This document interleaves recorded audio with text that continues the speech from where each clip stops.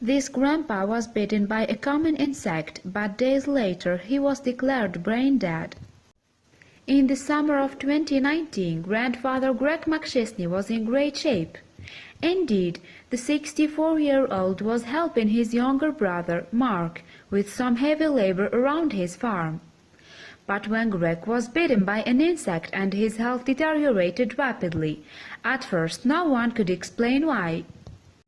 It was July, and McChesney was helping his sibling out around his farm. In fact, it was the very farm the brothers had grown up on in Williamstown, Michigan, about 75 miles west of Detroit. His brother lives there today with his wife, Darlene. It's a place in which McChesney continues to have a strong presence. McChesney and his brother were raised by two artists. Indeed, their parents' talents have since been picked up by the two siblings. Mark is a keen photographer, and his eye-catching work can be seen collected in his studio. Meanwhile, Greg's talent for painting can be found among artwork hanging around the house. By all accounts, the brothers were close. The pair enjoyed numerous backpacking trips together over the years. In fact, the younger sibling recalled a particularly memorable excursion involving some unwanted gate crashers to their camping expedition.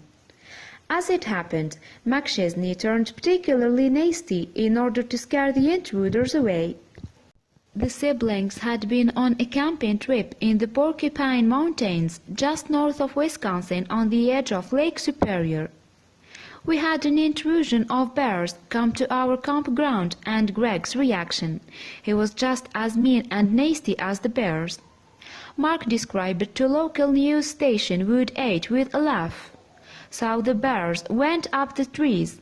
They were like, "Who is this guy?" Belligerence, however, wasn't McChesney's default setting.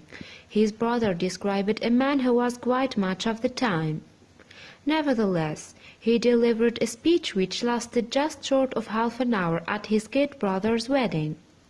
And he composed a poem currently hanging in their childhood home's kitchen. It begins, "Life takes twists and turns," words that now hold a haunting truth for the McChesneys. You see, in summer 2019, McChesney was helping his younger brother make some alterations on his land. As his sibling explained, late July, he was here at the farm helping me put ducks in at the pound. But things took an unexpected and dramatic turn when McChesney was bitten by an insect. However, McChesney was bitten by a pest common to waters around residential buildings. Indeed, even a small amount of water, such as gutters or a bird bath, can be an attractive breeding ground for this particular nuisance. The 64-year-old got a mosquito bit, and as most people are aware, mosquitoes are prone to carrying diseases. The list of diseases and viruses mosquitoes can carry is a long one. However, perhaps the most widely known ones are yellow fever, Zika fever, dengue, and of course malaria. Although the diseases themselves may not be contagious, their spread occurs when a female mosquito feeds on an infected source before biting a second target. Indeed, feasting on blood is an essential part of a female mosquito's reproductive cycle. Male mosquitoes, meanwhile, live on an entirely plant-based diet. Females, however, can feast on the blood of multiple hosts, from amphibians, reptiles, and even some fish, to birds and mammals, including, of course, humans. It might be easy to think the risk of mosquito-transmitted diseases is confined only to certain areas of the world.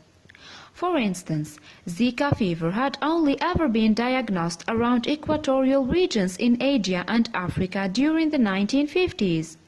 However, an outbreak of the condition was recorded in Brazil in 2015. Similarly, yellow fever is more prevalent in South America and Africa than the US. For example, vaccinations for the disease are compulsory for travelers heading to countries in those regions. But while yellow fever and the Zika virus are more common in certain parts of the world, mosquitoes can be found almost everywhere. Mosquitoes do not like cold climates. As such, none will be found in Antarctica or certain places with polar or subpolar climates, for instance Iceland. Although mosquitoes can survive in colder regions like Greenland, Canada and northerly parts of Europe, they do so only by pausing their life cycle. Indeed, in those colder parts of the world, mosquitoes in the pupal stage can survive if they are in deep enough water. Then, when the ice starts to fracture, the pupa transforms into a fully fledged mosquito. It is water, in fact, that is essential to the insect's breeding and life cycle. For instance, the mosquito's life cycle begins on the water, literally.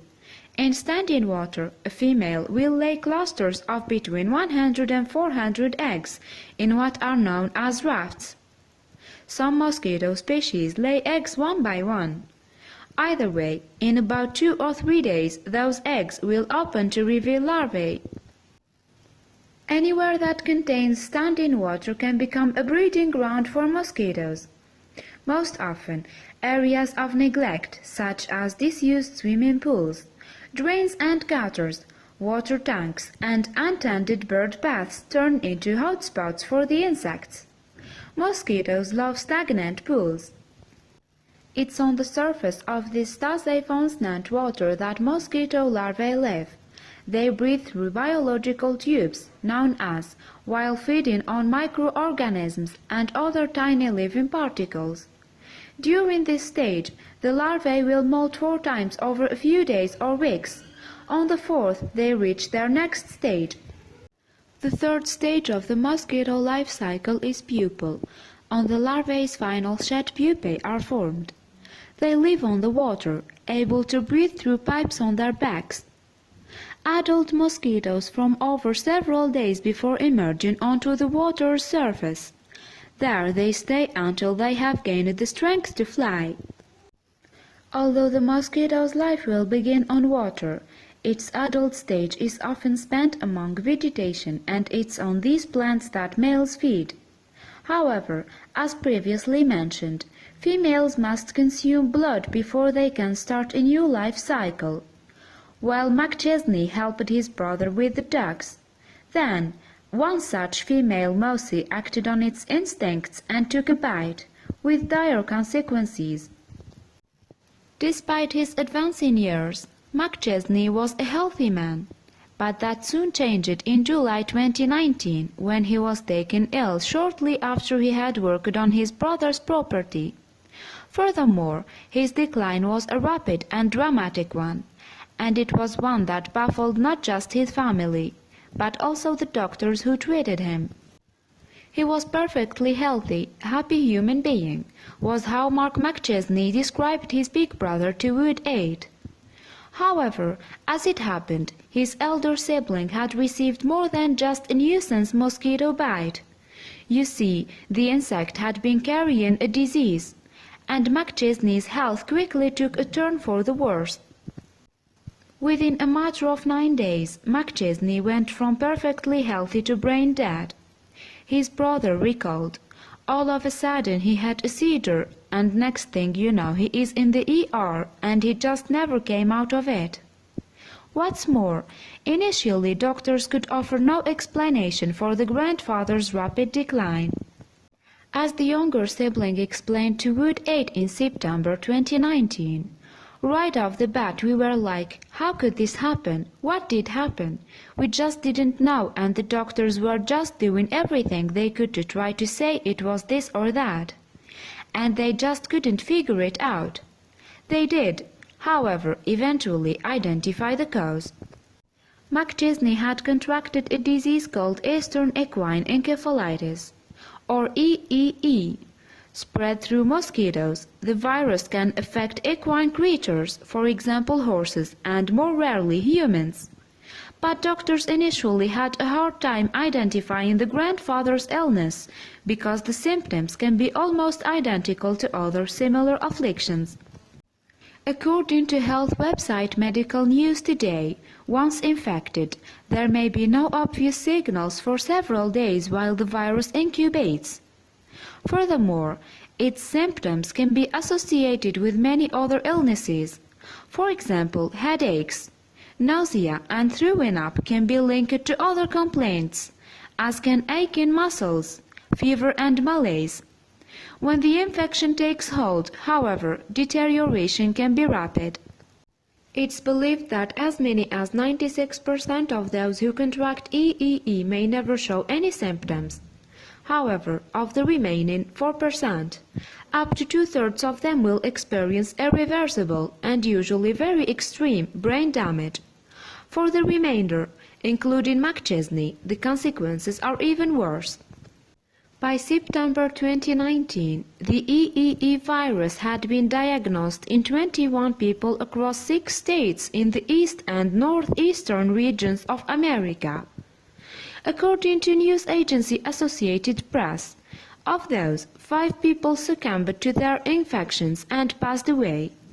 And although those numbers seem relatively low, they are noticeably higher than average yearly figures of 7 cases and 3 fatalities. The increase in identified cases of EEE has left experts with cause for concern. Some have even likened the upswing to outbreaks such as the West Nile and Zika outbreaks. Indeed, up until 2019, the highest number of recorded EEE cases in the US had been 15 in 2012. But as we have seen, in 2019 that previous mark was topped. Figures from the Centers for Disease Control and Prevention (CDC) illustrate the surge in EEE cases. Their data shows that in 2017 there were only 5 recorded cases of the disease, growing to 6 the following year. However, in 2019 that number rose dramatically to 38 by mid-December. Of those 38, 15 passed away, including McChesney. Experts from the National Institute of Allergy and Infectious Diseases (NIAID) have speculated whether the disease may become an epidemic. In an article published in the New England Journal of Medicine, they claimed, "This year's EEE outbreaks may thus be a harbinger of a new age of arboviral, mosquito-borne virus emergencies." However, when it comes to taking measures to prevent an outbreak of EEE, there is little that can be done. While an equine vaccine against the disease exists, a safe and successful variant for humans is still under development. Moreover, the patterns of EEE outbreaks offer no consistency, making target demographics for vaccination hard to predict. According to Mark Fisher from the CDC, there was no obvious cause for the sudden increase in EEE cases. However, as he explained to the Associated Press in September 2019, there appeared to be a trend for an increased number of cases every few years. The disease has also shown a pattern regarding its location. EEE is most commonly diagnosed in eastern states and those around the Gulf Coast region. As already mentioned, mosquitoes love the swampland prevalent in these areas. And while few people who contract the disease will ever display symptoms, those aged under 15 or over 50 are most susceptible to the virus's more serious effects, according to the CDC. Further to McChesney's diagnosis, a young Rhode Island girl was diagnosed with EEE in August 2019.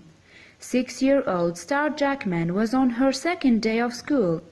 But, according to TV news channel Fox News, when she returned home that day, the youngster complained of a headache.